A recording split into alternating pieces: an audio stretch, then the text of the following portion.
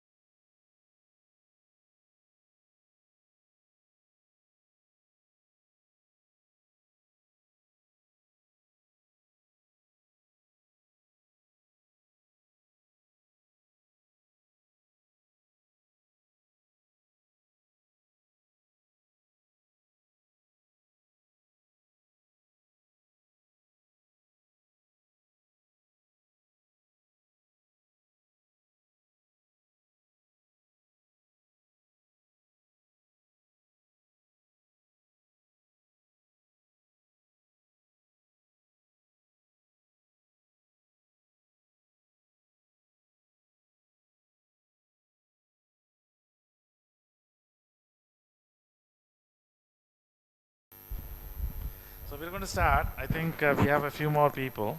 All right. So I know a couple of things I wanted to ask you. We have the assessment on Thursday, Thursday, right? Thursday morning is the assessment. And my understanding is we may have some multiple choice questions and a program. Okay? Any questions? It should be on your tutorials, on the program is on the tutorials, and do whatever much you can do, right? You know, the multiple choice questions are probably from the theory. Remember, I keep repeating every time a few minutes beginning of that, and then I go into new material. You have seen that, so that you get another round of kind of, you know, and then I ask you questions. So again, I expect everyone to do well, right? That's my goal. So any questions on the assessment before I ask you about the questions on the material we covered yesterday, on the distributed?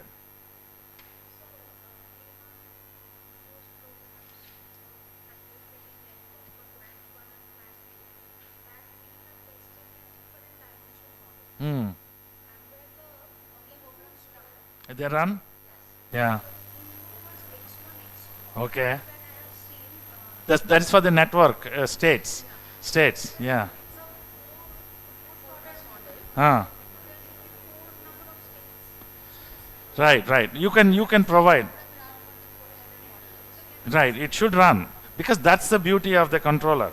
Let me explain this. So remember, I also mentioned, okay, guys, pay attention to this. This is a big benefit. Some of you probably didn't realize it. Remember, if somebody asks you, why do you do machine learning based approaches, right? Now, this is in general, if you have designed it properly, that's a huge benefit. Okay? Now, let me put, in order to get that answer, I'll try to get the answer, otherwise I'll answer this. I think they have gotten very good, this is a good thing what you guys are doing, playing with it and, you know. So, first question, basic question is, I know this also very important why Professor Bera were looking at this kind of topic. Why do we care about in controller design using reinforcement learning or any machine learning method? What is the benefit? We don't do anything unless there is a benefit, right? There should be some benefit. So there are so many different methods in control design, right? There is the PI, PID, there is also, you know, standard optimal control that we saw where you need the dynamics, right? We are comparing always. There is also robust control method. There are so many different sliding mode. You know, there are so many different methods which are nonlinear. Okay, so in general, all these control methods can be classified into linear method, k times x, right? That's linear, and there is nonlinear. Understood? So, like the neural network-based method is nonlinear. You have seen that, all that stuff, right? And we also saw for linear systems, we had the optimal control k times x. That Kalman gain is a linear gain, k times x, right? But the way you obtain the gain, you have to solve all those Riccati equation and all that. That process is nonlinear, but at least once you get the gain, U is basically linear with respect to state, okay? So my question is, let's take a recap. What are the benefits? I know you guys have done so many lectures now with me. What do you think, what is the major benefit of using the reinforcement learning that we are doing? Both for linear system, we did for linear system, plain linear systems without network. We just extended that to the network control system. Remember that? I showed you how that changes the A and B matrix, right? The same thing we did even for nonlinear system. We had so many examples in nonlinear, a robot manipulator, some other nonlinear systems. So, and the same thing, you know, plain nonlinear systems, we also had the network in there, and we also got something FGK, HGK, whatever, with some packet losses. And we understood the reason it changes is because you're bringing in a network and becomes stochastic. All that is fine, but why we use reinforcement learning? And what is the one major advantage you have seen using reinforcement learning. I think they did a good job. I think it looks like they're doing very good. They've been playing with the code. They're exploring. Basically, that's what I say. You remember we talked about exploration and exploitation. So they are exploring and they're finding, and those are positive. You will see that. So what is the good thing about reinforcement learning? Why do we have to study, and why this would be a future? At least even in the control design. And don't feel shy. Go ahead. Right, universal controller. I think that's the major advantage. So basically what you are saying is, even if I don't change the dimension of the system, I change the A and D matrix if it's a linear system, that controller should work. The same thing applies to nonlinear. Instead of two-link robot, if I pick a F and G, some other nonlinear, it should work. Because one of the things you are doing there is learning the system dynamics. So that means it's like a plug and play. I change the system, maybe a batch reactor, you got A and B, but tomorrow let's say you're working on some other system and you have a different A and B, and you can still use the same controller. And without any changes, whether linear or non-linear. Maybe the only change you may need is fine-tuning those learning rates or something. Okay? It does work for both stable and unstable open loop systems, right? Batch reactor is a open loop, inherently open loop, unstable systems. So it's more like a universal controller. Now, they also found exploration, it also works like this. So let's say you have 4 states. Okay? You expand, and let's say that 2 states are dependent on the other 2. It still works. Because what is important, that's what they were asking, what is important is when you are trying to approximate either the Q function or you are using neural network to approximate, as everything is an approximation. So if you don't feed some input, you may end up in having some error. Many times if that error is not significant, you still have a reasonable good performance. So, but there may be times where if you remove that state out, suppose one of the states are very important, everything depends on that. But if that state is not fed as an input, then you may see some significant degradation. One of the benefits with neural network is, essentially they claim that neural networks have graceful degradation. Even if you chop off some neurons, it should still produce a reasonable output. So this is one reason, even if you are not feeding all the states, but it may not be always true, because in some cases you may have to feed all the states, like independent states, yeah. Okay, so what they are saying is, I'm very happy they are trying to change the dimensions, they are changing the inputs to the Q function or the neural network and see whether it still works.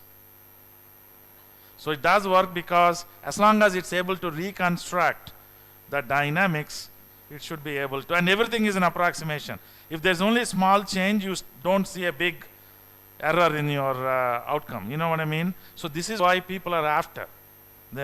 And in the good thing with our approach, remember I mentioned, compared to the CS people, computer sciences, we do in real time, because in control is a real-time system. We don't really do offline, and so it's not like a path planning. In path planning you can do that, but for real-time control we have to do it in real time. So that's another important thing, and it has to be running in real time. Okay, so keep this in mind. That is, even if you remember anything or not, this has to be something you need to remember, that this controller is more or less universal. And that's what I showed you when I was showing the engine stuff. Remember, I ran on 2 different engines, and that's practical. It does work without any major issues, you see. So that is benefit compared to a lot of different methods. Lot of different controller methods are specific to the system that you consider. If you change the system, you have to redesign everything. You see?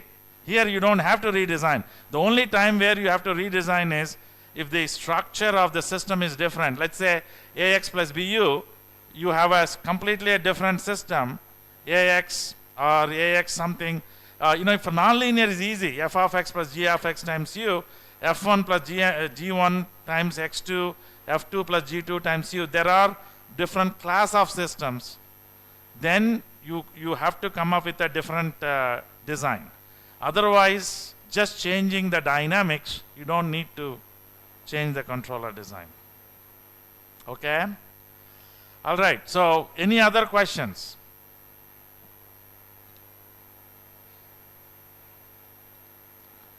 Any other questions? So anybody explored? I think the ones in the front, they were really, those are nice things that they're observing.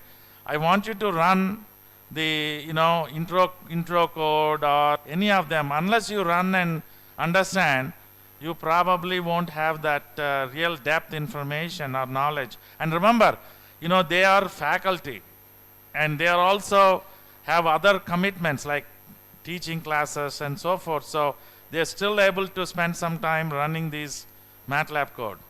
So I think I encourage others who are MTech students to do the same, And we only have a couple more days. Tomorrow and Thursday is an exam. Today and tomorrow, that's it. Yeah. So what other questions?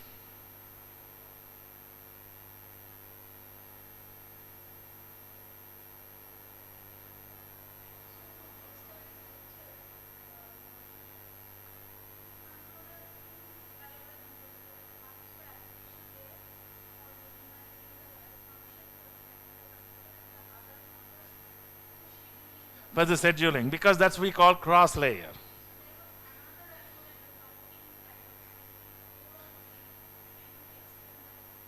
The 8.3, let me see. Yeah, this is the scheduling algorithm. See, this is the scheduling algorithm. You see that? And this is basically trying to access the network and applying. So this is the optimization algorithm. So 8.1 is just the optimal control, trying to come up with that the optimal control policy. Then what you do, 8.2, you basically looks at how you implement the controller. So 8.2 if you look at 8.2, what it does is, okay, you have so many pairs with states. You're looking at a sampling interval, KTS and K plus 1 TS. You receive and implement the control inputs from the controller. If multiple control inputs have been received, then apply the most recent one. You see? Okay? And discard the other ones. Else, old control input arrived after new control input being received, then discard the old one and apply the new one. So this is just the logic, just a zeroed out logic. This has nothing, whereas this one, this 8.1, is trying to determine the gains, right? The gains, and also the step number 7, if you look at it, you are trying to determine the optimal control input, which is U hat. Okay? Now what is 8.3? So 8.3 is a scheduling scheme. Okay? So in 8.3, what are you doing? So in 8.3, basically what you are saying is, you have a parameter which is B0. This is a weighting parameter. And here is your cost function. So it's 2 to the power of Ri plus, see the Ri is the traffic. The traffic that that particular system has to transmit. Okay? And you see that there's another term which is the delta.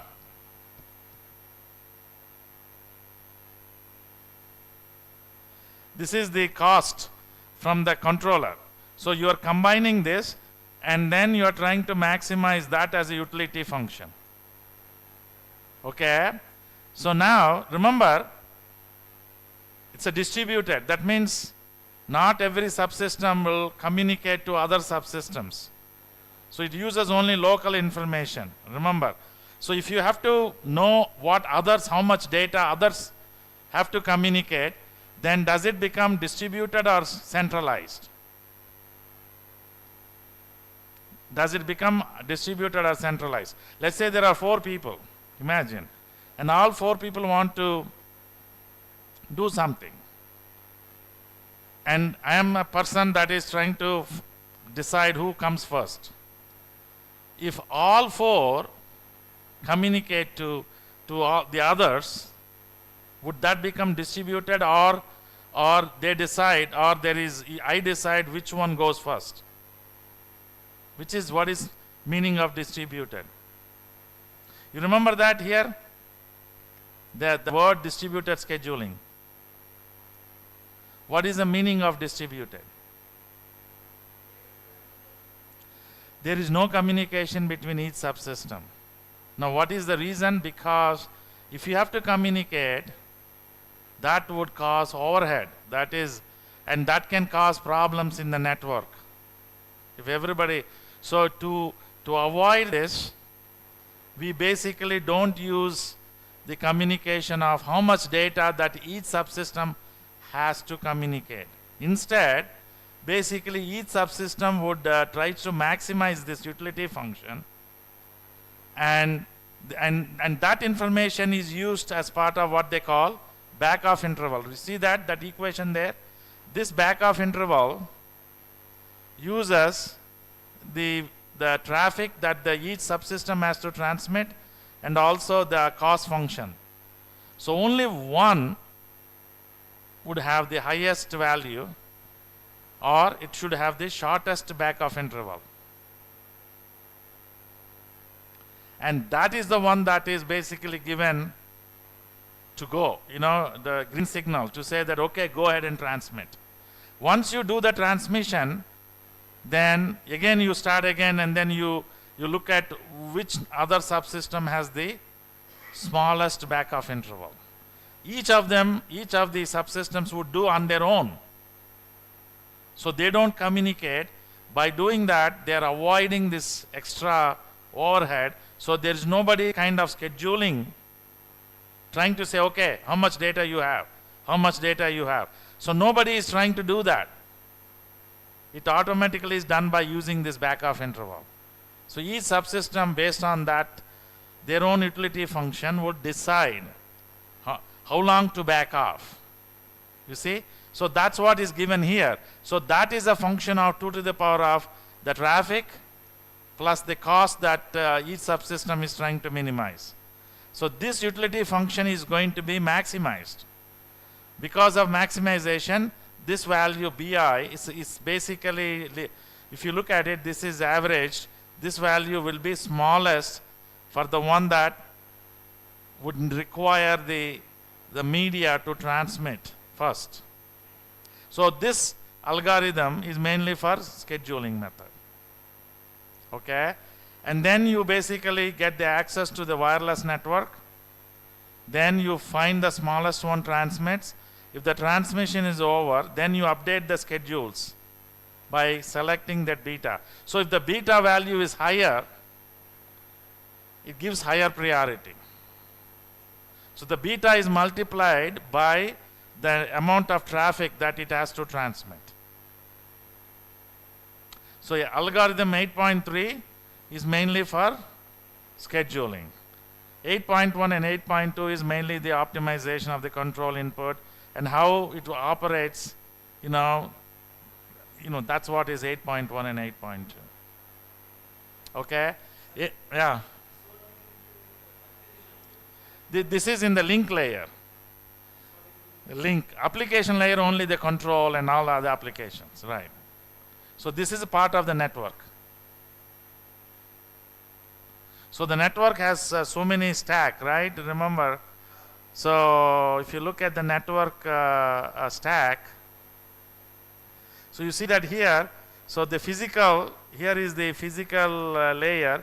Physical layer is the physical wire.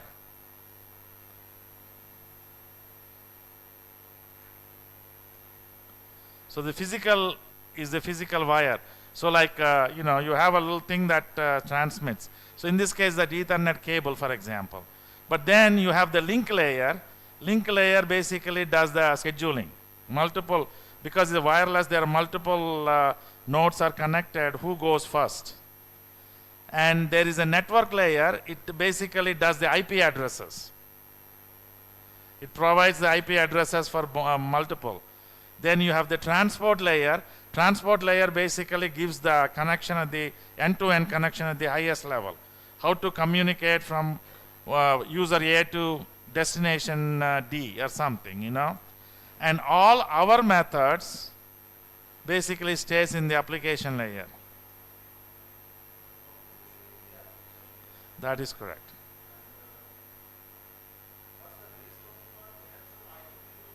Standard, that is correct.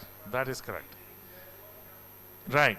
And only we need this link layer because we want to schedule based on how important which node has to transmit. Because only one can transmit, so we have to create priorities in a manner that they are not communicating. And we don't want a centralized scheduler. Remember, like in your core schedules, what do? You define a schedule and then you give it to the registrar. He is the centralized person. What does the registrar do? He runs the schedules, make sure there are no conflicts. So here there is no centralized scheduler.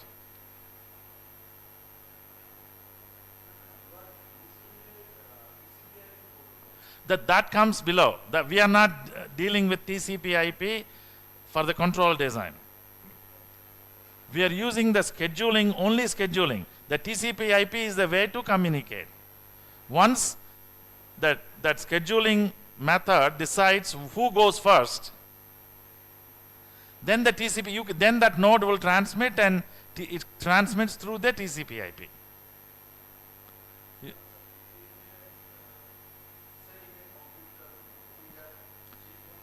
That's right. They are trying to transmit. They are trying to transmit. Right, right. There they distributed, so it decides who goes first. That's right. That is a part of the network. That is correct. It is a dedicated hardware. It's a hardware which have different layers in there. Yeah, it's more modular. It's not like physical hardware. There's one piece of hardware, but within the hardware they have different. In the software level, they have different call layers or it's written module. Each module does a specific function. Well, no. In control also you may have. Like a good example in a control is you have a low-level controller and then you have a high level, right? Like in a feedback linearization, you have two loops. The inner loop is basically canceling the dynamics, and the outer loop is basically a linear controller. It's very similar. It's a part of the same controller, but you have two loops, the same thing here. So we are not changing the transportation layer, we are not changing the network layer, we're only changing the link layer which does the scheduling. And that makes a big difference, because if there are two people and ready to transmit, one is given the priority, the other one has to wait. So there is an issue, right? If he waits for a long time, you are running it in open loop. You see? Exactly. Okay, any other questions, gentlemen? Or ladies and gentlemen, any other questions? So today we will add event triggering. You'll see that. That's another way. So here there is no event triggering. Every system is ready to transmit, right? So they always have data. Because you are not using a switch to decide whether to transmit or not. Whereas when we decide that event triggering, there is another control mechanism where you decide whether to transmit or not. Yeah. Okay, any other questions?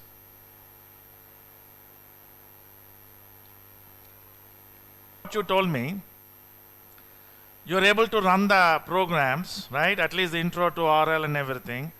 You change the, even though the dimensions are different, and in your case, you didn't change the states. Yeah, you're normally supposed to feed 4 input if you are changing into 4. But what you are saying is you didn't change it, it did work, right? And primarily because in those instances, maybe the system is able to construct that dynamics using the 2 states. Yeah, because rate of change of position is velocity, rate of change of velocity is the axle. So sometimes when you have that kind of states, it should be able to construct. Yeah, but not always. You know, not always. So, any other questions? What else did you guys explore?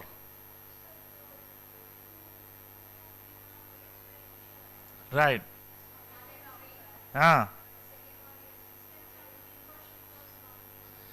that's right. That's right. That's right. It doesn't. Yeah.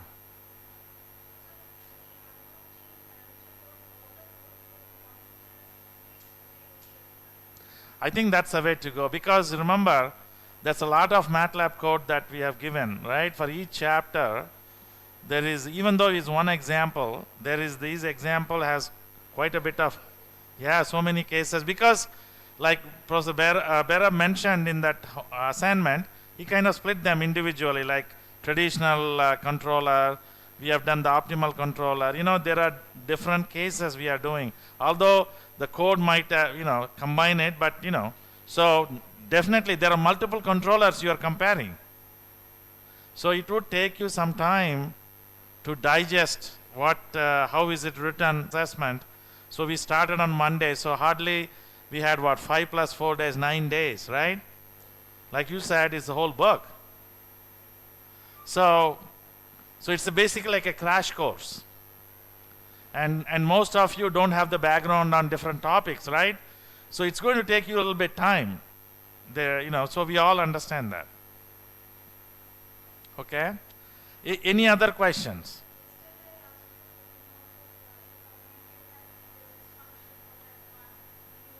Yeah?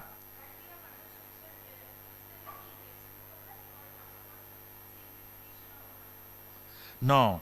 I think the basis function is the same. Remember we talked about, in a easy understanding, is if you have a 2 by 2 matrix, the rows or the columns have to span the direction in order to be linearly independent, right?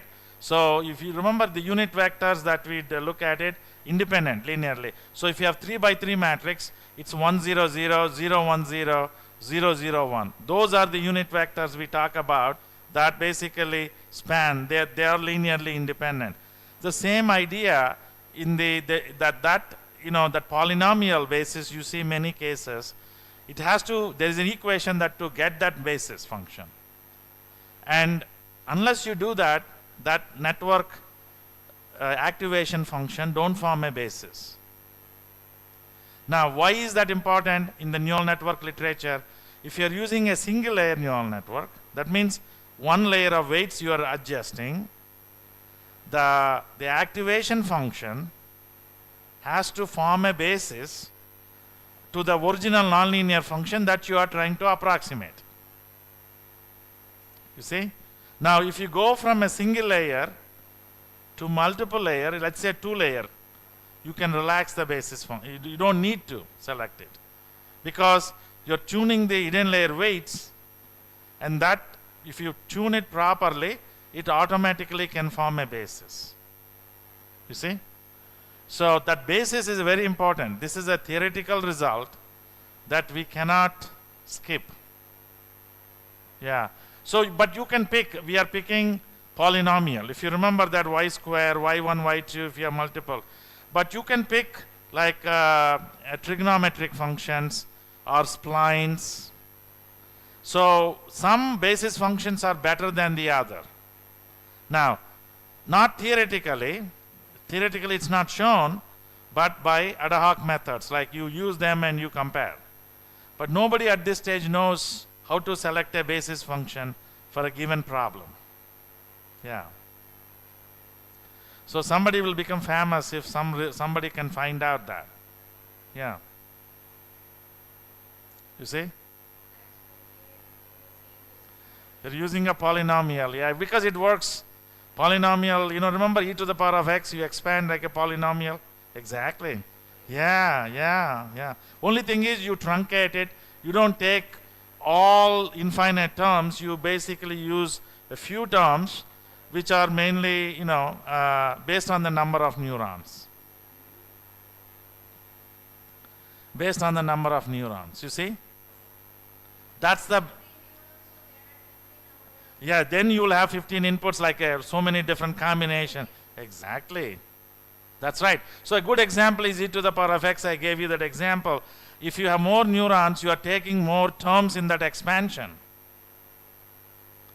So if you take more terms, it's more accurate.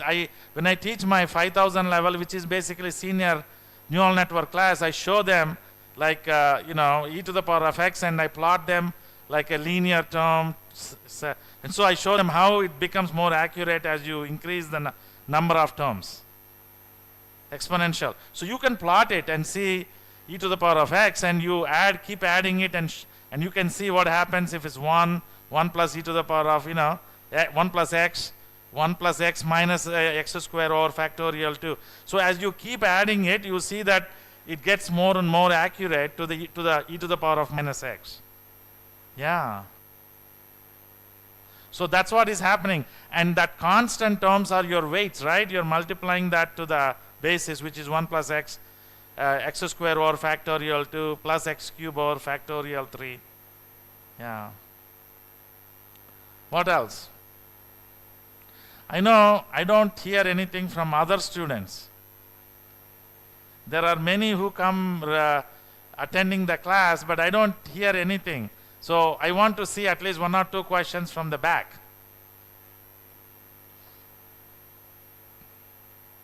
Otherwise, I assume you guys understood everything.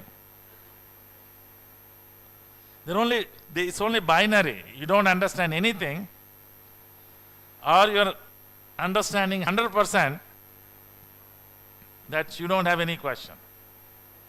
Yeah.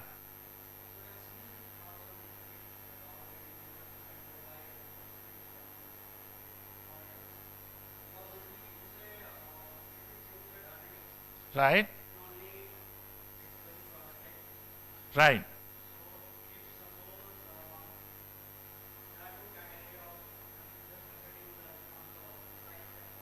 Right? Same. Then it should work. Right. No, but that, right. So, no, it should work if you, as long as you have the states, okay? But remember, there is, theoretically, when you say the dynamics are same, I already explained earlier, we call that as a structure. Then, when you express a nonlinear system, there is a structure. Remember, I asked you a question also. What are the other class of nonlinear systems? Let's answer that question. Remember that? Did anybody found an answer for that? See, that's one of the questions I asked you. One of the ones that we are selecting is affine system. Remember, affine system is x dot equal to f of x plus g of x times u. That's called, in nonlinear control, a nonlinear system in affine form, because the control input appears like linear. G of x is more like a B matrix. Okay? Now, if that structure changes, then you have to redesign your controller. But let's say you take x dot equal to f of x plus g of x times u. Let's say f and g for a robot manipulator. You take another example. You have a different f and different g, but still in the affine form. You see what I'm trying to say? Then the controller should work.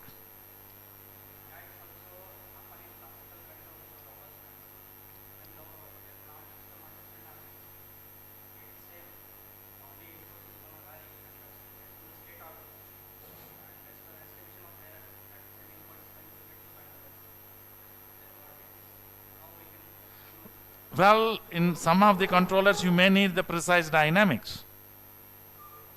So, for example, I'll give you a robust control. Let's say, in a typical robust control, you have to know the bounds on those nonlinearities. So if you are changing the system, the bounds can change. You see what I'm saying? So in the robust control, you assume that the bounds are known. Okay, because you use that information as part of the controller. So this is one of the drawbacks with robust control is we all claim, because if you pick a larger the value of the bound, that means you are applying more control input than is needed. So let's say your maximum value of your dynamics, that's what I mean, is 10. In a previous case, you had 100.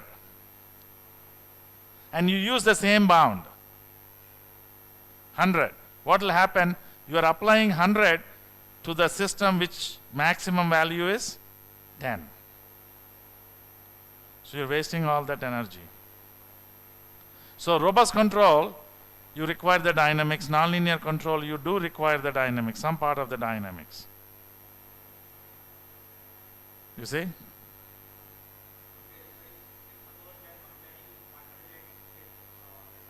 Yeah.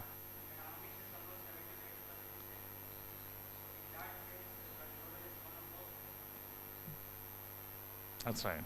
And it has to be in that structure, like x dot equal to f of x plus g of x times u. So if you change that structure, x1 dot equal to, so what is the other form of nonlinear control, nonlinear systems other than affine system? Let's talk about it, because that's where it's going to make a difference. So you're assuming that it's going to be expressed in the same structure. It may not be. You see what I'm trying to say? A missile could be written some other form, like somebody said non-affine. So non-affine is x dot is equal to some nonlinear function of x comma u. That structure is different from x dot equal to f of x plus g of x times u. You see what I'm saying? So that's the only case where it doesn't work.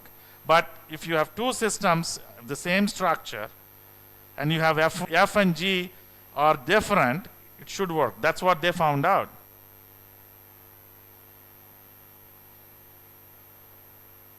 Whereas if you take adaptive control, it uses some assumptions. And those assumptions may not be hold if you change the system. And robust control has a different set of assumptions.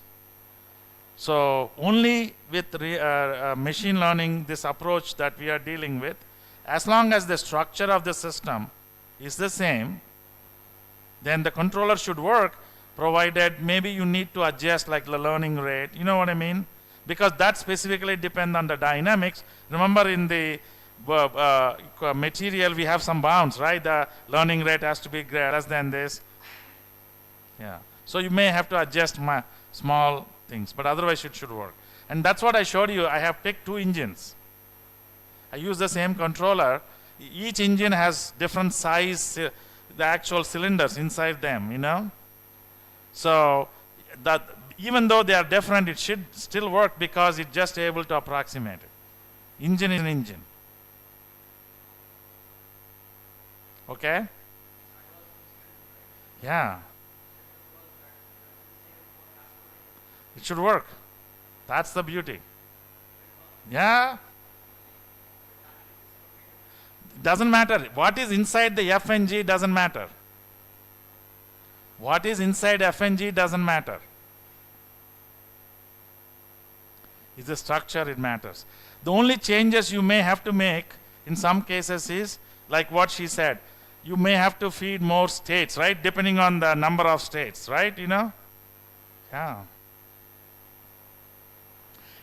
The fundamental thing is, remember we talked in the first class, Lipschitz continuous. That is the main. So if you're picking a gas turbine or some other system, it has to be Lipschitz continuous. So there are some assumptions that, but it doesn't matter what is inside. You could actually have the code, you can change the system without changing the dimension.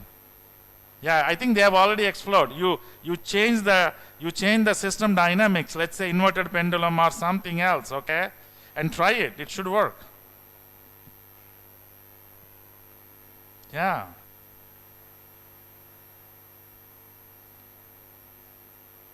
What else, guys? I know we are ready to take a break with tea. That's okay. We would take that one class. But I think his question was important. That's what I wanted to enforce, and I've been telling that that's the reason why it's a very powerful machine learning controllers, because you can change the system, and if the system we call that as a structure, the way that the system dynamics is expressed, and if it's a similar form, then you don't need to change the design of the controller. You see? But where it makes a difference is, let's say that if it's in the same form, sometimes G is a vector, but G could be a matrix.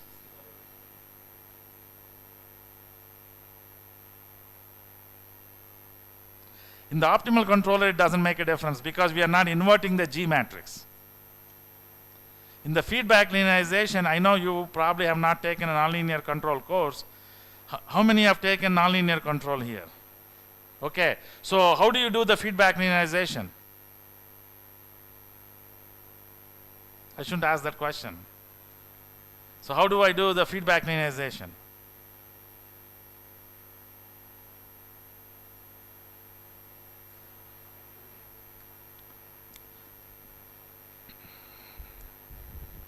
So you have, let's say that you have, let me go back to the slide so that it is a little bit more room here. Okay, so let's say that you have x dot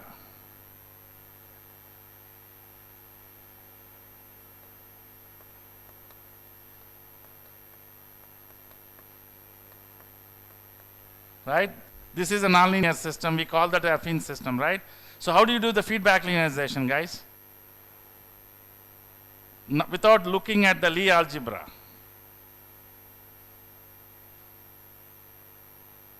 I know some people said raise their hand, nonlinear. Did you guys do feedback linearization? Yes or no?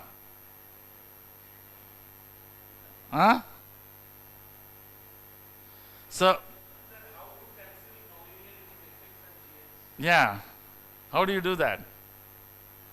So remember, the most simplest way is what? U equal to G inverse of x minus f of x plus v. This v is called auxiliary input, right? So if you plug this equation back here, what do you get? So you're taking this is a outer, we call inner loop.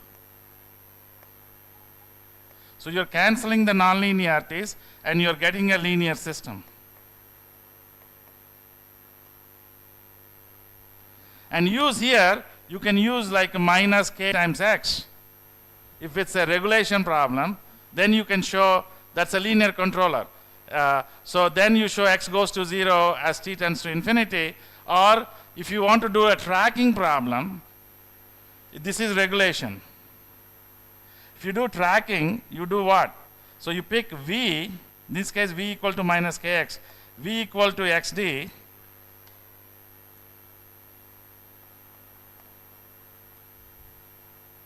right? So then what happens? X dot equal to xd minus ke or e dot plus ke equal to 0.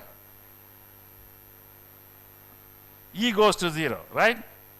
As t tends to infinity. So this is a tracking problem. So now that's what I was trying to tell him. You see this? You need that G inverse. Now, if G is a vector, you can take the inverse. So, but then in the nonlinear control, you don't need the inverse. If you use the Lie algebra, Lie derivatives, then you can actually construct such that you can actually see that you don't need it, okay? But here you may need it if you are blindly applying this. This is feedback linearization. So this is what is called structure. Now, did you guys do this?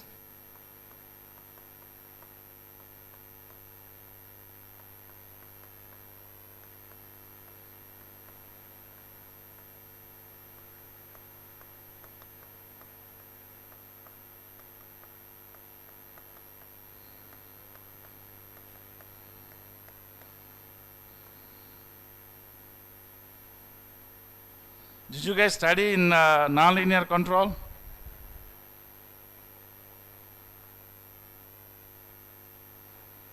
Do you know what type of system is that? So I know there are some who raised their hand, they studied nonlinear control. Did you guys study that system that I wrote on the left? No? No, I'm not asking you to a specific example. I'm asking you what class of system is that? So the right hand side is affine form, right? Remember I said that. Nonlinear system in affine form. So what about the left?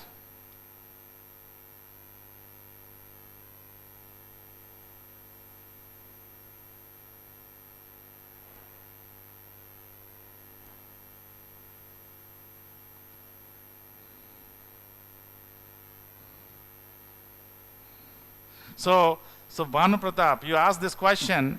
If you're using a controller for the right hand side and you try to use it for the left, it doesn't work. You could still make it work by kind of fooling something, and we have done that. But you see that the structure of the control system from left to right is different. You see that? So in the left side, you have 4 nonlinear functions. What are the 4 nonlinear functions? F1, G1, F2, G2. On the right hand side, you only have F and G. Okay? So we call that as a different structure. You see? But whatever is inside, if you have that X, you should be able to reconstruct it. So what is that called? The left hand side, that class of system is called what? I asked you to check as part of my question. So there are some who did nonlinear control, right? I know somebody is looking at it, searching the Google. So the nonlinear control, which, did you guys use any book? Khalil? Oh, then you should know. If it's a Khalil, that's a good book. Yeah. That's a good book. So it starts with a lot of math, Lipschitz continuous and all that stuff, and then it gets into linearization, right? It starts with that, and then it gets into all the way. So that class of system is called what? It's called strict feedback system. Have you heard of that, strict feedback? So this is affine system. The left hand side is called nonlinear system, nonlinear strict feedback system, or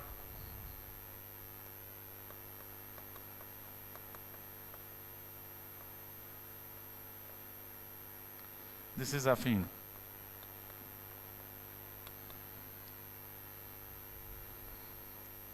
So where is that strict feedback system? What is an application of strict feedback system? What is an application? Did you guys study the strict feedback? Any of the nonlinear? Did you guys study the strict feedback in your nonlinear control? Did you guys study? No? Or maybe you don't remember. Okay, so remember when you incorporate actuator dynamics. So if you remember, you are flying a plane.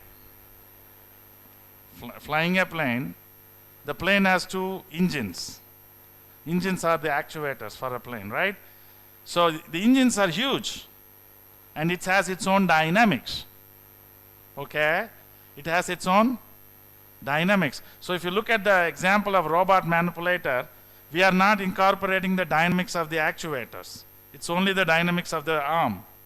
You see? So if you bring in the actuator dynamics, then it becomes a strict feedback form. So a lot of times, actuators have to be considered as part of the control problem. And actuators also are huge, like in a plane, and they have their own dynamics. So usually there is the actuator dynamics, and then the bottom equation is the actual physical system. Okay? So there is a reason why we have that. As long as you do that, it takes care, no problem. Okay?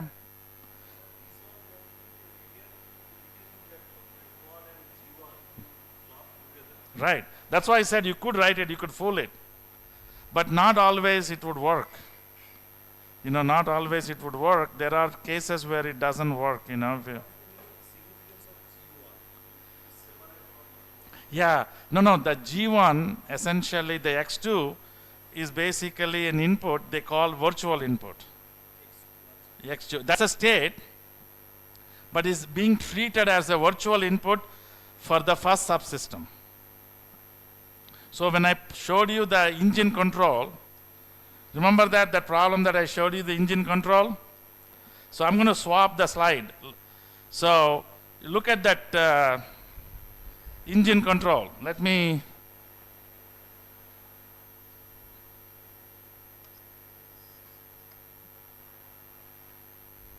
So if you remember, we did that engine control problem that I showed you, the dynamics, simplified dynamics.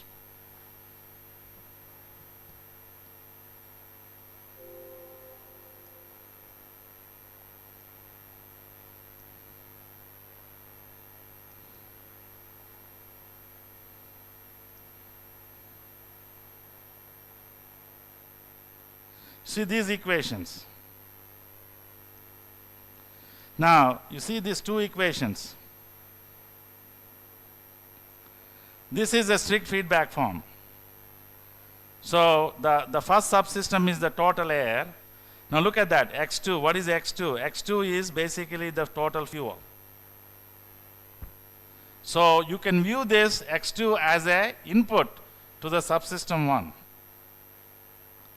And here it's the second equation. The input to the second equation is the total, the change in the fuel, and so this is basically the second input. So in this case, there's a difference between the first subsystem and the second subsystem. Here we are using the strict feedback form. Yeah. So there is a meaning to it, where each class, this is called a class of nonlinear systems. So I encourage you, those who took nonlinear control, go back to your Khalil book and see, it says strict feedback form. It should say that. Okay? All right, we're going to take a break. Right? We'll have tea and then we'll go look at pretty much the last part of the book lecture. And then tomorrow I'll play some videos. So this engine is a strict feedback system, not affine system. Oh yeah. So remember, that's why we have a job security.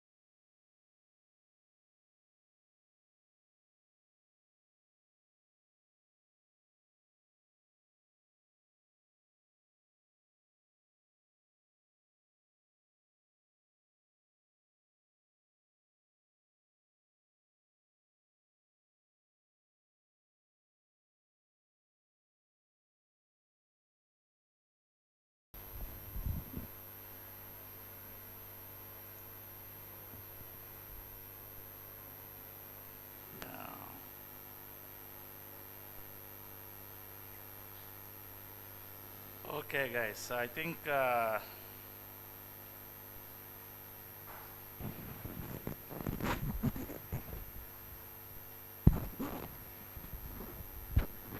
okay. So we have we will get to the last part of the course, and it's very similar to what we saw. There's a scheduling and there is the optimal control. So let me go into that. So this is the difference is the controller design, event triggering controller. Okay. So in the event trigger controller, if you remember yesterday I kind of covered, in the event triggered controller, you have a kind of a switch, and that switch stays here, and it decides whether to transmit the state vector through the network or not. Okay, so that's the purpose of an event trigger, and in order to make that decision whether to transmit or not, you have a condition called event triggering condition. Okay, now why are we doing that controller approach? Because if you remember in the previous case, there's a lot of state vector going through this particular network, right? Every periodic sampled interval, there is a state vector being transmitted. So as the state vector being transmitted, and you have many systems, there's a potential for congestion, right? There's a potential for congestion. So if I have a decision, remember I said in Chicago and other places you have a little signal as you enter the highway. Unless that signal is green, you really can't enter the highway. Okay? So that signal is what we need to design. Now by reducing the amount of traffic, you are able to even further reduce and maintain the performance, because if you have multiple systems communicating, you can actually have more people communicating because you're reducing amount of traffic. Got it? So that's basically what the difference is between event triggered and here. So let's take then a linear system. You see this here, and here you have the triggering mechanism. There is a triggering mechanism here that decides when this state XLK can be transmitted through the network. When the XLK is being transmitted through the network. So if you have a linear system, and here is the control input, you see that the XLK is the state. It becomes XLK when the event is initiated. That's the condition. And then you use the previous state value when the event is not initiated. So that means that you're holding the past state value, and that value is being used in the controller. Remember, the controller actually sends that. So the event error, you define the event error is equal to 0 when the event is initiated. So I'm able to send, when the switch closes, then this value is being transmitted. So XLK minus XLK will become 0. When it's not being transmitted, the previous value and the current value, if you take the difference, that value keep increasing, because the system will run in open loop. Okay? So this difference, you see that this difference keep increasing. So as it increases, you have to have a condition, and you can see this is the condition. So you select if the error, this error is less than some value sigma L times some constant matrices times square root of norm of the square root of the state. So if this condition is violated, if the condition is violated, then immediately the switch will close and the state is being transmitted through the network. Otherwise, you are not transmitting it. So the benefit with that is you are not transmitting the state every sampling instant. You see? So that reduces the amount of transmission You are sending it through the network. So the scheduling protocol has to work less because each subsystem will have fewer number of states. The sampling interval gets stretched. This is called performance-based sampling. It's also called performance-based sampling because you are not using the Shannon's sampling theorem. That is, you are sampling twice the bandwidth. Here you are sampling basically whether the system becomes unstable or not. Okay, and this is mathematically driven. These values QL, B, and this is K, the gain matrix, PI. So this is basically the event-based sampling. So you can see that the other method, another one that we developed also, it's also called adaptive model based. So if I don't have A, L, and BL, then you can have an estimator, adaptive estimator. You see that X hat, AL hat, BL hat. So you're estimating that AL hat and BL hat, and you can use that information to decide when to transmit. Okay, and that essentially makes it even better, and that reduces the number of transmissions even fewer. So if you know more about the system dynamics, you can transmit lot less because you can actually precisely decide when the system is going to become unstable. You see? And so that method is called model based, and you can see that you can write this AL and BL as theta. See, theta L is equal to AL and BL, and then you are using an estimator. You can solve it using adaptive control, and here is the update law. See that this is the update law, and that generates lot less number of samples, and you can show that the parameter estimation error and everything converges to 0 asymptotically. Okay, converges to 0 asymptotically as k tends to infinity. So this is something you can do, event triggered control. So now what we are doing is we want to do that. We want to use a event triggered approach as part of the distributed. Now what is the advantage? Guys, what is the advantage? What is the advantage? I just said. Huh? You will save the bandwidth because you are not transmitting the state vector to the controller more at every sampling instant. You see? You are not transmitting the state vector at every sampling instant. And the same way, you are not transmitting the control input vector to the actuator every sampling instant. So that basically saves the number of transmissions, and that saves the bandwidth in the event triggered states. Okay, so you estimate that, and you are able to compute the control gain, and this control gain is basically the event triggered control gain. So once you have done it, use the Bellman error, the stuff that we have done. You're tuning the parameter update laws. So I will skip all that. So all that is the same. All that is the same idea because you are using the same approach. Okay, and so what you do is you basically use the event triggered approach. You construct the error, event triggered error. We call the zero order hold. Here is the closed loop dynamics. KK is optimal gain. AZK plus BZK, this is all the poles are on the left half of the S-plane, and this system is driven by the event triggered error. So that event triggered error becomes 0 when you at the sampling event triggered sampling instant. So this system is asymptotically stable. Okay, so now you see that you construct the threshold, and the threshold is a function of AZK and BZK. Now, if I don't know AZK and BZK, I cannot come up with the threshold.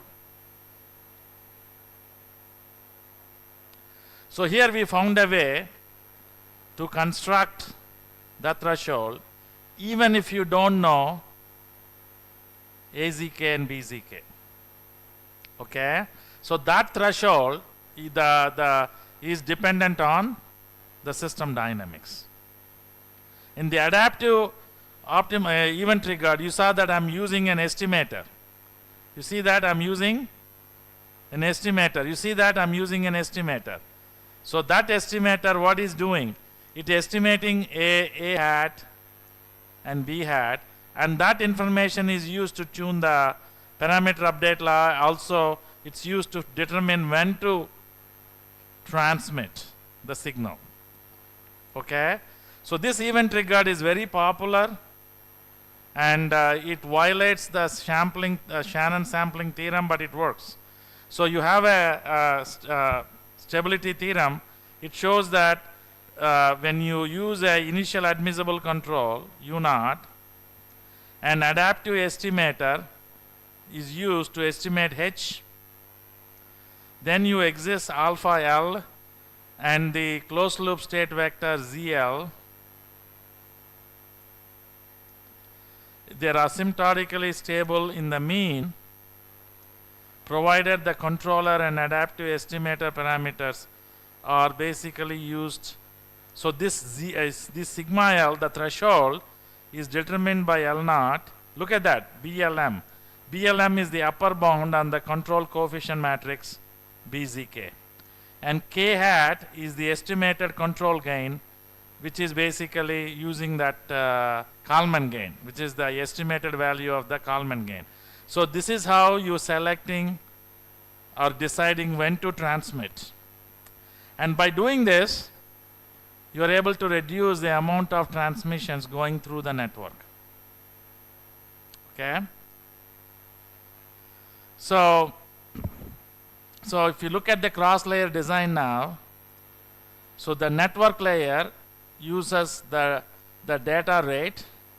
The physical system generates information to the cyber layer.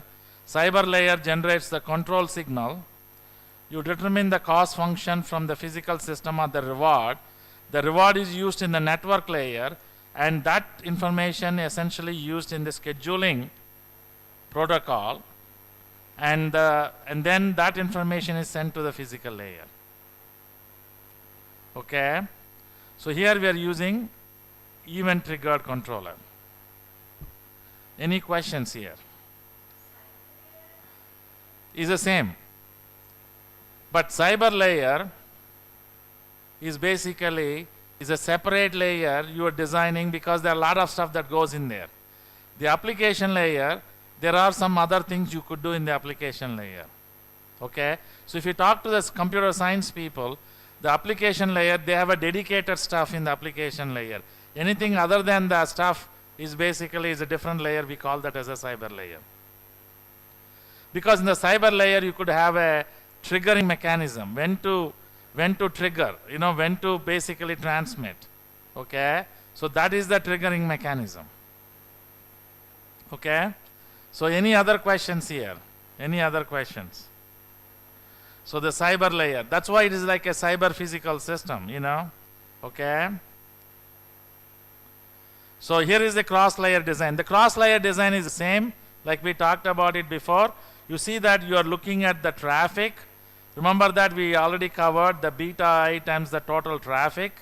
And you see there are beta I is the weighting factor, this RLK is the traffic average payload traffic, and there are M subsystems, so you take the total traffic, and beta L defines the weighting.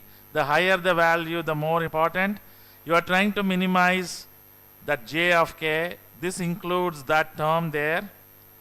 Okay, that's why it's called cross layer design. You are taking it from the traffic, which is from the link layer, the amount of traffic you. So if you are using event triggered, you will have smaller amount of traffic, because you are not transmitting every sampling instant. That is the difference.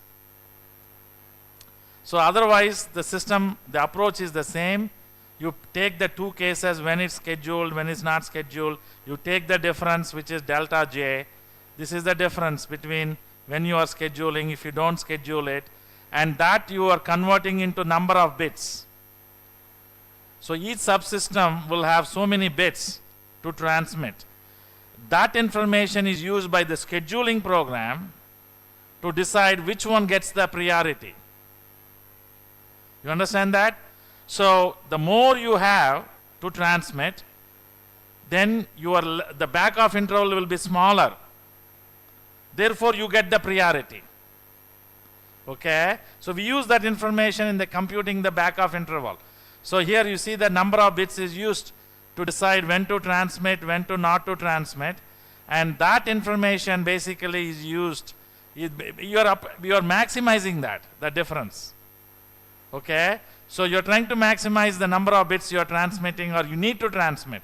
And that information is used in the back-off interval calculation. You see that? And that delta J is used here. So if you have more to transmit, your back-off interval will be smaller. So you will be given higher priority. Okay? And that basically makes the decision that you will transmit. All right? So here is the actual algorithm, the algorithm 8.3. Okay, the 8.3 which is same. So what you are doing is you calculate for a given sampling interval, you calculate the back-off interval for all of them, for different subsystems, based on this equation. Then all the subsystems are contending for the communication source. You find the back-off interval for the subsystem which has the smallest back-off interval, right? You find the subsystem that has the smallest back-off interval. And that is used to transmit. You will be given and it transmits the data. After the transmission is over, then you update the utility function. Once you update it, you update the time, and then again you broadcast all the utilities, and again you go back to the next sampling interval. So this continues in the link layer. You see? So the link layer computes the schedule, the application layer computes the cost, reward, and then you use that information both to minimize in the application layer as well as to determine the back-off interval. Okay? So, and then what you do is you have M pairs, you see those, so you have a back-off interval. This means that you are basically given the transmission, your pair obtains a wireless channel to transmit. So it transmits and then it backs off. Okay? So then it waits for the next transmission because here the media is busy because this second pair is transmitting, so it cannot transmit at the same time. See the same time. See that? Same time. So it has to back off. So this is how you have a schedule and only one of them will be transmitting. Okay, you see that? Only one will be transmitting. So that's basically a schedule. And BI stands for back-off interval. You see that means that the subsystem is waiting for the channel to be free. This means that particular subsystem is transmitting data. And what data it is? It's basically the state vector. And here is the performance theoretical proofs that shows that by doing this, you are able to maintain the maximum utility. That network is being utilized maximum, So that, in other words, it shows that the network is not idle. Because that's important. Remember I told you yesterday, you have a highway, you are controlling how many cars are entering the highway. Imagine if you don't do a good job, then no car will be going through the highway. The highway will be empty. But the goal is to maximize the number of cars to go through the highway without any delay. You see, that is the goal. The same idea here. Okay? So all the proof is basically to show that this distributed scheduling works great. Okay? And we also talked about the fairness. Remember, in essence, you have to compute everybody has a chance to transmit. So this is the equation for fairness. And we look at the example. So here is the example. So now let me ask you, is this a linear system or a nonlinear system? Is it a linear system or a nonlinear system? It's a linear system, okay? So here you see that there are 6 of them that we are taking. The periodic sampling interval is 0.15 seconds. There are 6 of them. 1, 2, 3, 4, 5, 6. Now look at that. Each system, subsystem has so many bits to transmit. Okay? So there are 6 of them. Each of them have to transmit. One of them is 10 bits. The second one is 8. Third one is 6. Fourth one is 7. Fifth one is 8. Sixth one is 4 bits. So it has to transmit. So the one with the highest number of bits will be given. So now what we do is the number of bits are defined. Here is the sampling interval. And here is the Q. R is given. The state vector initial value. X2 0 initial value. X3 0 because all these initial values. And we have to design an event trigger condition. And we also have to design the scheduling scheme. We have to compare this with ERR, round robin method, and greedy scheduling. So the argument state is defined as like this, just like we did. Look at the basis. The basis vector. x1 square, x1, x1, 2, x1, x1, 3, x1, 2 square, x1, 5 square, all that. And here is the learning rate. We are using the zero order hold. Okay. The zero order hold with the threshold value of 0.9. Now here is the event trigger. Now look at that. So the error, regulation error, all the errors converge. Now look at this plot. Here you see those the dotted line, that's the threshold. That line is the threshold. Okay. You see that it becomes 0 and then the error increases. It hits the threshold and then again the transmit becomes 0. So you see that like this. So whenever it becomes 0, that means it transmitted. Now if you plot the time, on the sampling instance, you will see that the sampling instance keep increasing. You understand that? Initially, the number of sampling instance will be equal to periodic sampling instance. Why? I already explained that. Why? Initially, the number of event triggered sampling instance will be equal to periodic sampling instance. Why?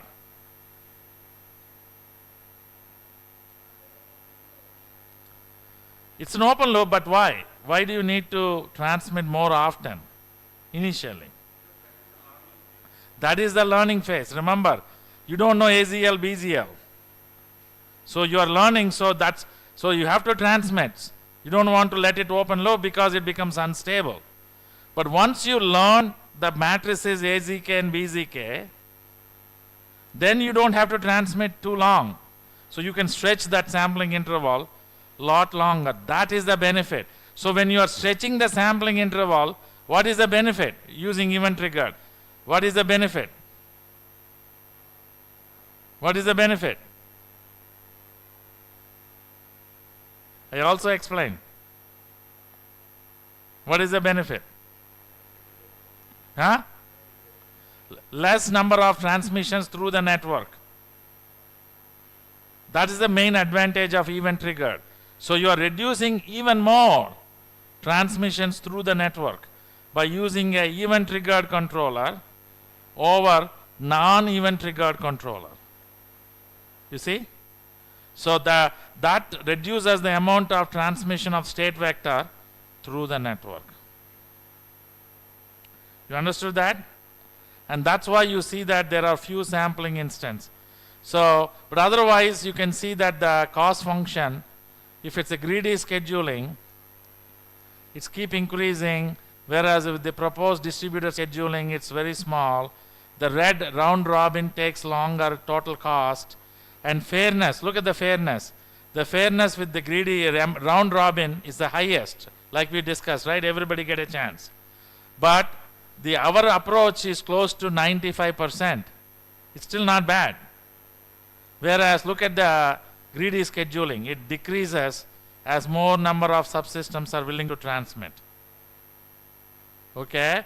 So fairness, our fairness is not bad because our system is able to maintain higher levels of fairness. So 1 means it's fair.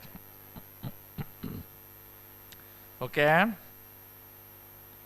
So, conclusions. The interaction between network and control plant is considered properly. And the adaptive optimal based model based event trigger design essentially yields satisfactory performance for multiple pairs of cyber physical systems. A novel cross layer design is still cross layer because you are using information from the link layer. We are trying to minimize it as part of the cost, and then we are taking the value function for each subsystem and you are sending it to the link layer, and that information is used to maximize and to compute the back-off interval. So that information sharing, we call that as cross-layer design. And that helps with both the network as well as the physical system. Okay? Any questions, guys? Any questions? Yeah.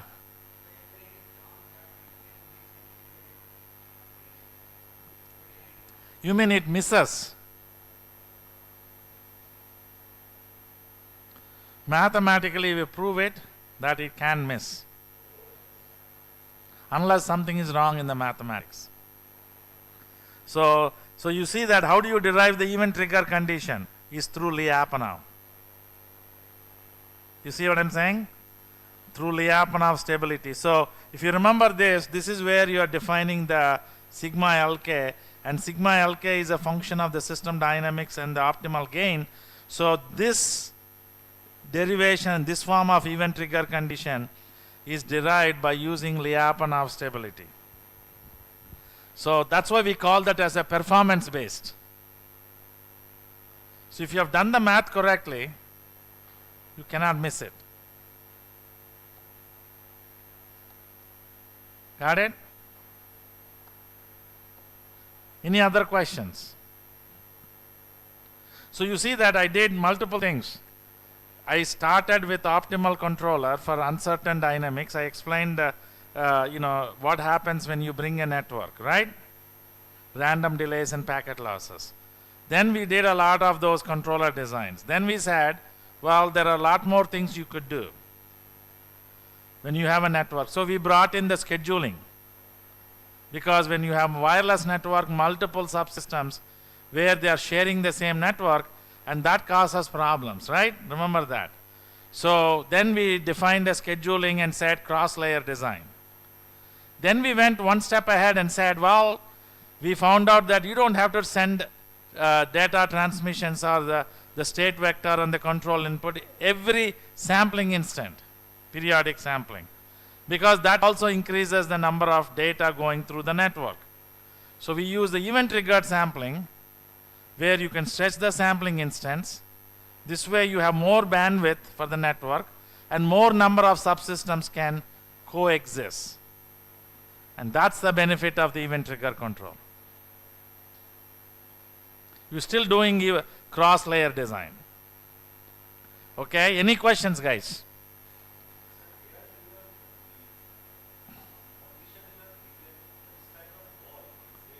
Yeah.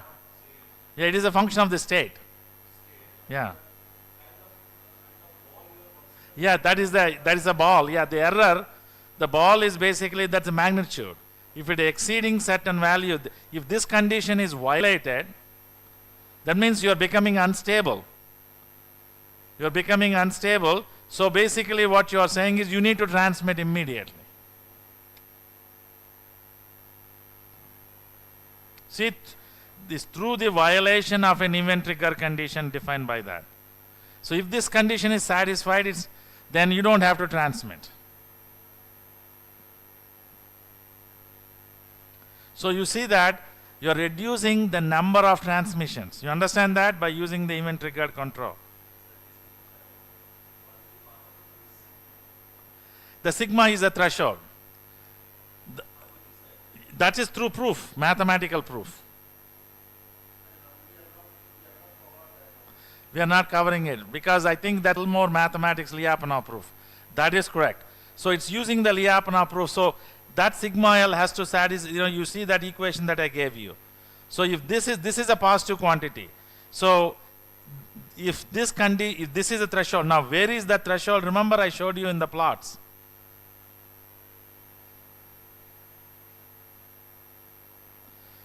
You see that line, the dotted line? That is the threshold. So, and the threshold is keeping down, right? It's decreasing. You see that. So because that means it's decreasing, that means that you are able to stretch the sampling interval for a longer time. Okay? You're able to stretch it. So that means you're not transmitting. You only transmit at the steady state after a very long time. You're not transmitting every periodic sampling instance. So that would keep the network free of bandwidth so that others can transmit. That's the benefit of that. So a lot of things you can do. Any other questions, guys? Any other questions?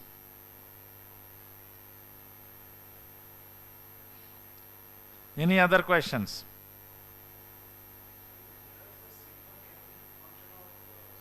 That is correct. I think so. It is a function of the state. So there are a lot of different ways people have defined the condition. I agree with you. There are a lot of different ways.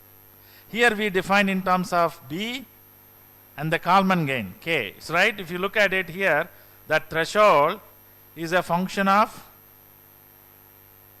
look at that threshold. The threshold, sigma L, is a function of some constant, and BLM is the upper bound on the control coefficient matrix BZK, and K hat is the gain. So all these things play a role, and since the K hat is varying, the threshold is changing. So the drawback of this is you need to know what is the upper bound for B matrix. Remember that? You need that upper bound here to compute the bound, to compute the threshold. You see that? Any other questions, guys? Any other questions? Yeah. If you take what? If you take any event, okay. But first do you guys understand what is the purpose of an event triggered control? Do you understand that? You see that how we went in the course. You started and said, when you have a system and you have a network in between, because everybody likes it, controlling it through remote. If you have a system, you bring a wireless network or a wired network within the feedback loop, you have a lot of problems. And what is the problem? The A matrix, B matrix, or the nonlinear is a function of packet losses and delays and all that stuff. We understand that. And that can cause the system stable. Even though you have a stable controller, right? Let's understand that. Even though you have a stable controller, because of those packet losses and delays, we have seen, right, more examples, it blows up. And unfortunately, we don't know the information, the exact information about how much delay you're going to have, how much packet losses you're going to have. Why? Why? We won't have that information. And why is that?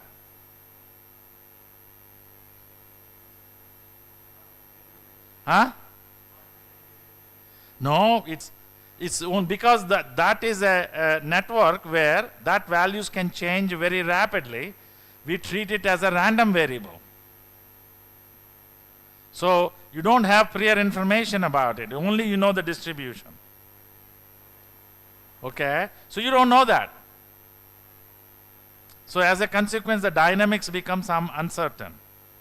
And therefore, you are using the Q-learning or neural network to design the controller, right? That's what we did.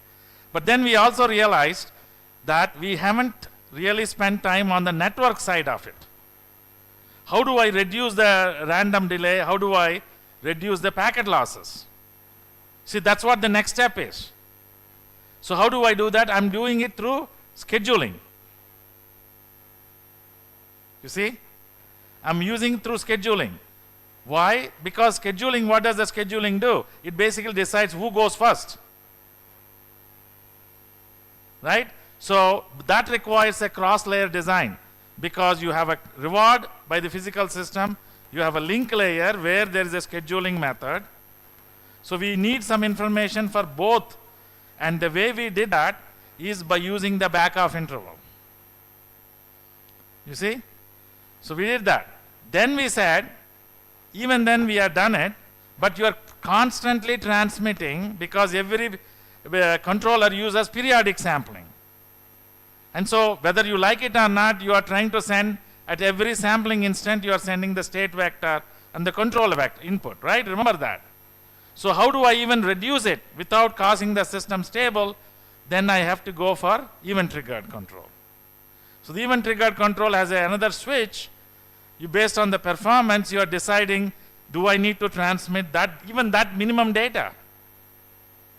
When the system is operating at steady state, nothing is changing, you don't have to transmit for a long time. So as the fewer packets go through the network, the delays will be less, the packet losses will be a lot less.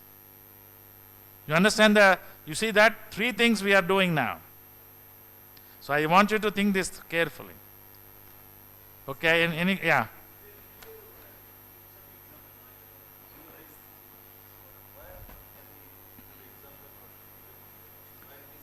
Okay, so let's say that you are controlling a system through, let's say, like a microgrid. Think about it, power grid. Power grid, a very good example where they have a lot of, network among multiple plants, because each plant does it. Process control is another example. In a process control, if you go to any refineries, they have different sub-plants in a big plant. Each part of the plant does some chemical processing. Okay? But they're all connected through a cable, like a network. And so they exchange information. In a power systems, they call different regions. There are different generators in each region.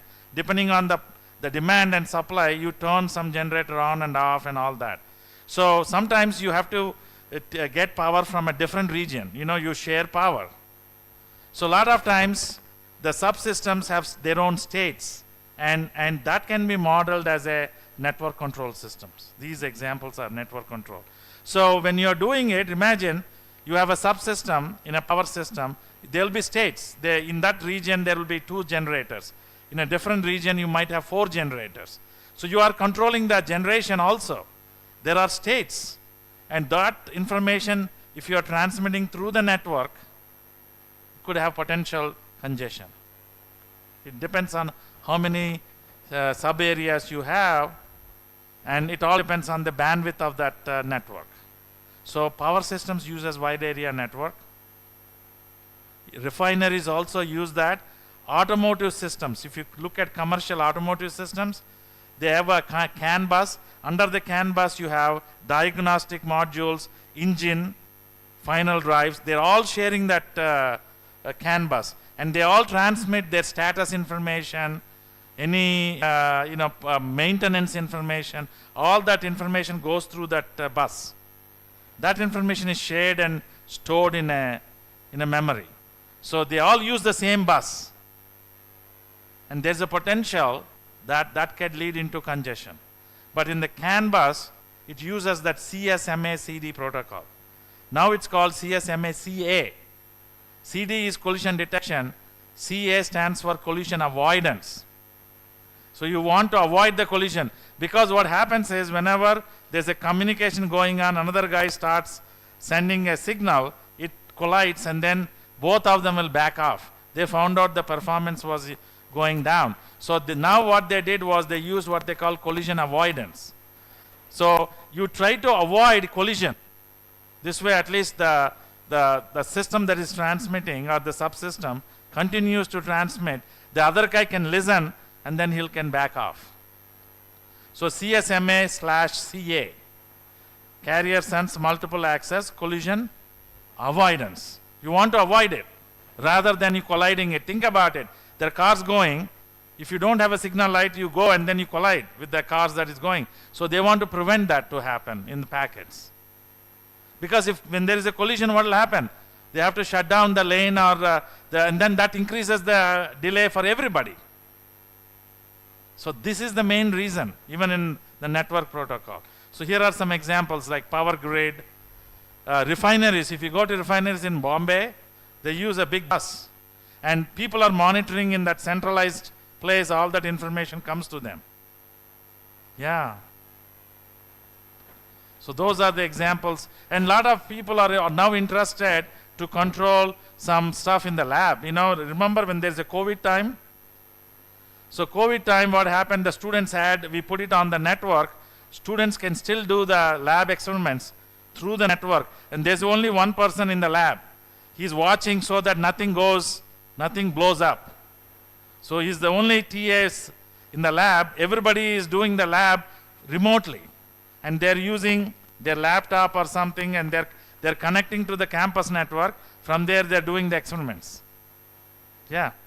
Here is another example. So when multiple people are accessing the campus network, there could be some congestion. You know what I mean? Oh yeah. COVID time was a lot of things we learned. So this is another example. Okay? Any other questions, guys? Yeah. You need to talk louder. I know some of you, because I want the other students to listen and see what you're asking. Yeah, go ahead. Right? No, there are not other triggering methods. Which one? Right. Time is basically those are different types of event triggering, you know. So like in some cases you have a periodic, right? You are doing a periodic way of triggering, and that's based on the time. So yeah, so event is basically what you are saying is it's a function of time, but not every sampling instant. Let's say sampling instant is 0.15 milliseconds or 1 millisecond. So initially you may be triggering 1 millisecond till you learn the dynamics. But once you reach the steady state, you will be triggering only once in every 15 milliseconds. So that means you are not transmitting so often, right? Look at that. So how do you design that? You have to design it using Lyapunov stability. Don't forget that. So the time-based triggering is using the time, but then the easiest thing to do in the time-based is periodic. So that's what we do normally right now. The sampling instance that most of us use is fixed, a fixed duration. Okay, and so you saw in most examples we had a fixed duration event triggered. Yeah. Whereas in event triggering, you don't fix it. That fix is there, but then you will be transmitting as a function of those fixed intervals. So you don't transmit every time, once in 5, you know, that's something based on that design. That's called event. Event means the threshold. And whenever that it hits the threshold, the error, then immediately you transmit. That we call that as an event. But what happens if you don't transmit? System will become unstable. That's what he was asking earlier. Okay? And what other questions? What other questions, guys? So this is the last lecture material in the book. Okay? So tomorrow I will ask you any questions. So I encourage you to go through the material, all the slides, because tomorrow is the last day before the assessment. So I encourage you to come up with a lot of questions. Tomorrow we'll try to show you some other videos, right? Whatever we have done, and I will expect you to ask me more questions. Okay? Because I'll expect you to go through those slides, at least theory, run the code as it is, see if it's working. Even I'm not there, you can run the MATLAB code, and you can look at it even if I'm not here, right? But at least you understand the theory a little bit. This way, at least you can ask me questions tomorrow, and then you will take that assessment exam on Thursday. Okay, so any questions before I pass the the speaker to mic to Professor Bera? Today afternoon we don't have any tutorial. Tomorrow is the last day of class, and then we have a tutorial tomorrow afternoon. Tomorrow afternoon we're going to look at these event trigger whatever in this last one. That would be your last tutorial. Okay, so there is a code, right? You should be getting the code. Run them and you run it and see. Already it was shared? Not yet. Lecture is shared but not the math. Yeah, okay. All right, any other questions, guys? After that you won't reach me, or you can't. I'm not here. Okay, any other questions? But you understood what is the difference between time? Time is based a function of time. So if the fixed sampling interval is what time triggered. And the event is basically you are deciding when you really need to trigger. That's based on a condition, a mathematical condition. And that is what we call as event triggered. And that even further reduces the traffic in the network. Got it? All right. Any other questions, guys? Any other questions? It's 20 minutes after 12. So what are you going to do in the afternoon? After lunch? You will review the slides, understand the material, try to run the MATLAB code, and come back tomorrow morning with questions. And I'll show you videos, the event trigger also, some examples. One video at least. This way at least you see that these were all implemented on hardware. So it's not like theory as such. Yeah. Okay. Any other questions? Do you have a question? No? Okay. Okay, all right. So I'm going to pass it to Professor Bera. He might have a few announcements, okay, if there's any.